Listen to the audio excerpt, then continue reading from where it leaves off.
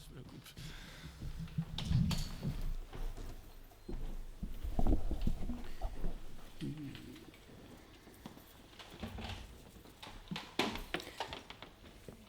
Muito bem. Muito bom dia a todos. Cabe-me a mim encerrar. Eu confesso que depois da intervenção do Dr. Luís Neves, tão otimista, face aliás às anteriores, o ideal era eu até nem falar e iríamos mais bem dispostos para casa, mas cabe-me a mim encerrar. Quero, em primeiro lugar, agradecer ao Aires Pereira, ao Sr. Presidente da Câmara da Póvoa, em meu nome e das organizações que levaram a cabo esta sessão, a forma amiga e generosa como nos recebeu. Muito obrigado. Penso que foi uma sessão muito agradável, longa, amanhã já vai longa, eu prometo ser breve, mas muito obrigado pela forma como nos recebeu. Eu só queria deixar, para finalizar, para além deste agradecimento, e agradecimento a todos os que se juntaram a nós, quer enquanto oradores, quer como participantes, só queria dar duas pequenas notas. Nós estamos aqui em dezembro de 2023, evocando o Dia Internacional contra a Corrupção, evocamos a data em que, e sobretudo a data em que as Nações Unidas, em boa hora, decidiram criar a Convenção das Nações Unidas contra a Corrupção. É isso que neste dia se evoca, mas estamos também a 4 meses das celebrações do 25 de Abril. E eu queria mostrar-lhes apenas dois pequenos slides. O primeiro, que tem a ver com o 25 de Abril, é a primeira página do programa do Movimento das Forças Armadas, que foi, como sabem, o documento fundacional do nosso regime, e quando em 25 de Abril de 1974 o Movimento das Forças Armadas faz o golpe, apresentou o programa do MFA, que no fundo era o documento que geria o país em termos constitucionais até à Constituição de 76.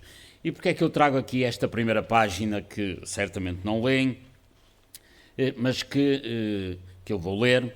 Na primeira página, portanto, o programa tinha ações de médio prazo, longo prazo, curto prazo e imediatas. Pois nas ações imediatas aparece ali a linha J, que não conseguem ler, mas está logo ali no final, e que diz que era necessário, portanto, criar a Junta de Salvação Nacional, que foi criada no dia seguinte, etc., e medidas que conduzam ao combate eficaz contra a corrupção e especulação. E esta era a primeira nota que dava. Os fundadores deste regime acharam o combate à corrupção uma questão premente e de a intervenção imediata. Porquê? Porque entendiam também, e eu partilho essa opinião, que a corrupção não é uma característica das democracias, não. É uma corrupção, é uma característica de muitos regimes, entre os quais, naturalmente, a ditadura que precedeu a democracia atual em que vivemos.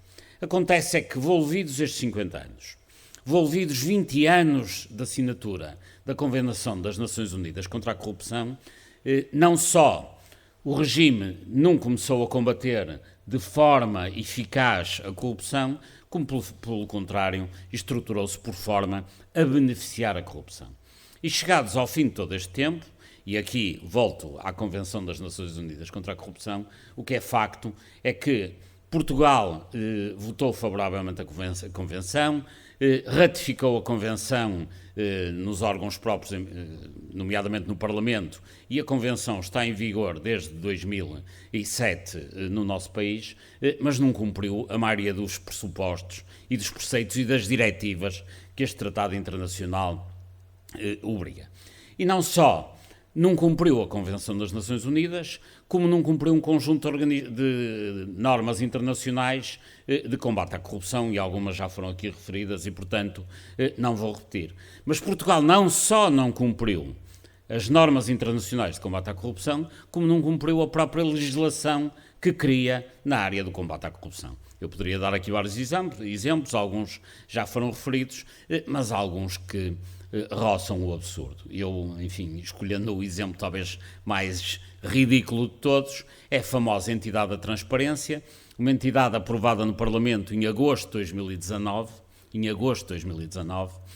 cujo objetivo, a entidade da transparência, é fazer o registro e acompanhamento do património e dos rendimentos dos titulares de cargos públicos e altos funcionários do Estado, e esta entidade, que foi criada em agosto de 2019, até hoje não trabalhou um único dia. Ao fim de 4 anos e 4 meses, não teve um único dia de trabalho. Durante muito tempo deram a desculpa que não tinha sido nomeada entidade, entretanto nomearam a entidade, dizem que não tem instalações, e isso obviamente é mais do que risível, porque um Estado português que tem 3.000 edifícios devolutos não encontram T3 onde instalar a entidade da transparência. Eu acho que mais absurdo do que isto não se encontra no mundo ocidental, e é evidente que a entidade da transparência não funciona porque os políticos não querem efetivamente que a entidade da transparência funcione e tenha meios para controlar os rendimentos e o património e dos políticos e a sua evolução. Poderia dar outros exemplos, enfim, estão aqui na sala pessoas que sabem mais disto do que eu, mas entidades a não funcionar existem em todas as áreas, não é apenas no combate à corrupção, mas isto aqui passa o absurdo. E o que é que aconteceu, e esta era a minha segunda nota, em Portugal, durante o tempo de vigência da Convenção das Nações Unidas contra a Corrupção? Todos os anos, a Transparency International publica, e isto é o último mapa, o mapa da corrupção ou da transparência. Se olharem para este mapa, quem não conheça, não será surpresa o que eu vou dizer. O que está mais claro são os países mais transparentes, o que está mais escuro são os países mais corruptos, se quiserem. Quem está sempre no top desta tabela é a Dinamarca, a Nova Zelândia, a Noruega. Bom, no fundo estão sempre países africanos ou da América Latina, também não é novidade para ninguém, mas estamos aqui preocupados com o nosso país. O nosso país não aparece amarelo, como deveria ser o nosso objetivo, aparece a cor de laranja, não é mal de todo, em termos internacionais, mas o que é facto, e era a ideia que gostava de lhes deixar, a última ideia, é que desde 2003, momento em que foi aprovada a Convenção das Nações Unidas contra a Corrupção, até hoje, Portugal passou, em termos do ranking de transparência, de 23ª posição para 32ª, que é aquela que hoje ocupamos. Não somos, obviamente, dos mais corruptos do mundo, mas somos daqueles que mais depreciaram a sua situação em termos de corrupção. Isto aconteceu, esta análise não é feita no meio da rua, não é a percepção da corrupção feita em sondagens em Portugal, isto é uma análise feita por peritos na matéria, do Banco Mundial, do Economist, da Fundação Bertelsmann, ou seja, há todo um conjunto de entidades que analisam Portugal a esta luz e dizem-nos que nós somos dos países que mais se depreciaram em termos de corrupção. Porquê é que isto acontece? Onde é que estão as causas? Não é difícil, basta abrir os jornais e ver as televisões todos os dias, e nós nos últimos 20 e tal anos temos casos de corrupção permanentemente. Corrupção no Expo, corrupção no Euro, corrupção nas parcerias público-privadas, corrupção na banca, que já custou aos contribuintes 40 mil milhões de euros, enfim, corrupção na compra dos submarinos, etc, etc. E, portanto, obviamente que estes casos são muitos, minam a sociedade, custam muito caro e levam-nos à situação em que nos encontramos. Não é, pois, de admirar que hoje nós paguemos todos os dias, à custa da nossa economia, à custa da vida social e à custa, inclusivamente, do Orçamento de Estado, toda esta corrupção. Quando se pergunta, em abril de 2023, aos portugueses se acham que a corrupção está disseminada na sociedade, 93% dizem que sim. Há 93% de portugueses que acham que a corrupção está disseminada na sociedade e eu acompanho esses 93%. E está disseminada, em particular, nos locais onde deveria ser combatida sistematicamente, que é na política e na administração pública. Isto, obviamente, compromete o nosso futuro, porque, enfim, para além de haver mapas que avaliam a corrupção e a transparência, também há mapas, também das Nações Unidas, e rankings que avaliam o desenvolvimento, que é, como sabem, um agregado entre riqueza, saúde e educação, e o desenvolvimento e a corrupção andam sempre em sentido contrário. E por isso, para além daquela consequência imediata, que é nós neste momento, através de um orçamento de Estado que foi aprovado há dias, vamos pagar só em despesas excepcionais, não bem contabilizadas, cerca de 11 mil milhões de euros, é tanto como o orçamento da educação, pouco menos do que o orçamento da saúde. E o que é que são esses 11 mil milhões de euros? São, em regra, estas despesas são excepcionais em 2024, mas já há 10 anos que andamos nisto.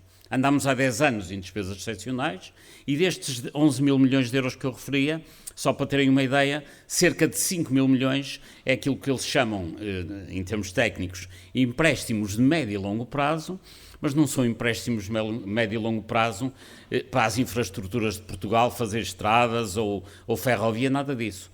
Qual é, neste momento, a entidade que mais dinheiro deve ao Estado português à custa destes empréstimos de médio e longo prazo?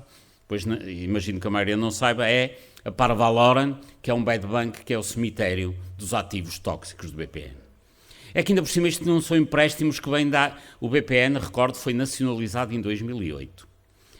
No exercício do orçamento de 2023, o ano em que ainda estamos, houve um empréstimo de mais 1.000 milhões para a Parvaloren por parte do Estado português. Ou seja, andamos nós todos, contribuintes, a pagar IRS, a pagar IVA nas refeições, nas viagens, etc., para em 2023 se andar a meter ainda dinheiro na Parvaloren para pagar casos de corrupção que ocorreram no princípio do século. Há pessoas que neste momento já trabalham, jovens com 20, 21 anos, que andam a pagar a corrupção do tempo em que nem sequer ainda tinham nascido em Portugal. E nós não podemos permitir, obviamente, que isto se mantenha.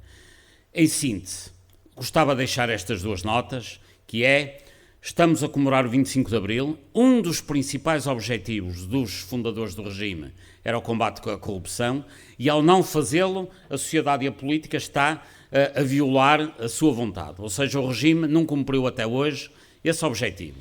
E no dia em que evocamos a Convenção das Nações Unidas contra a Corrupção, seria bom fazer uma avaliação, todos nós, enfim, em particular aqueles que têm mais responsabilidade pública nesta matéria, lerem a Convenção, vermos no que estamos a falhar e começar de uma vez por todas a cumpri-la. Última palavra, muito obrigado pela vossa presença, por terem perdido ou ganho, enfim, dependendo agora do ponto de vista, uma manhã de um dia de festas, enfim, em período de Natal, para virem aqui discutir estas matérias, mas também gostaria de deixar uma palavra de esperança. O facto de as pessoas se encontrarem, discutirem estas matérias, combaterem a corrupção, é o primeiro passo para que ela comece, e espero que a diminuir, porque se não o fizermos, iremos ficar para a história como uma geração que no princípio do século XXI deixou de destruir uma grande oportunidade de sair do buraco em que nos encontrávamos depois de uma ditadura de 50 anos e depois de um período conturbado pós-revolução, inevitavelmente, entramos na União Europeia, não há falta de recursos, há meios para investir em tudo, portanto convém investi-lo bem, garantir que o dinheiro não é carreado para fenómenos corruptivos e que cada vez mais tenhamos uma sociedade mais limpa, mais justa, o que só assim poderemos confiar todos mais uns nos outros. Muito obrigado a todos.